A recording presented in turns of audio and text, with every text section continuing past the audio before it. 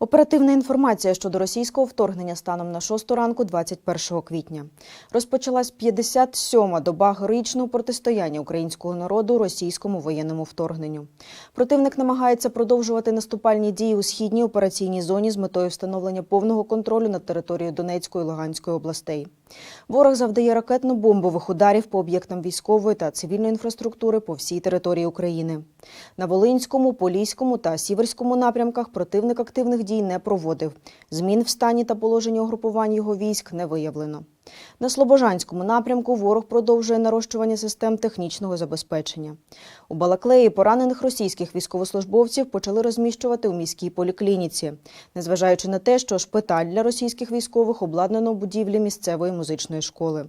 Розміщення окупантів у міській поліклініці свідчить про значне зростання числа поранених та проблеми з їх подальшою медичною евакуацією.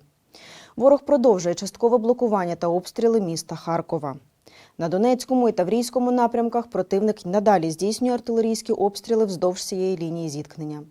На Херсонщині загарбники планують організувати примусову мобілізацію населення на війну з Україною. Одночасно окупанти поставили за мету повністю припинити гуманітарну підтримку області з боку української влади.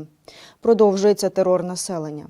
Так, у селі Золота Балка Херсонської області представники російських окупаційних військ провели збори з місцевим населенням, де заявили про те, що зелених коридорів більше не буде. Людям заборонили залишати населений пункт.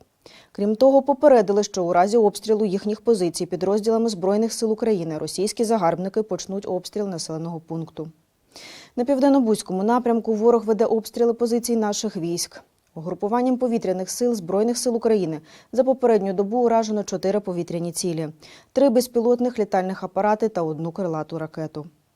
На території Донецької та Луганської областей за минулу добу відбито 9 атак ворога. Знищено 1 танк, 10 одиниць броньованої та 2 одиниці автомобільної техніки, 1 артилерійську систему, 2 одиниці спеціальної інженерної техніки, зенітно-ракетний комплекс і ворожий склад з боєприпасами.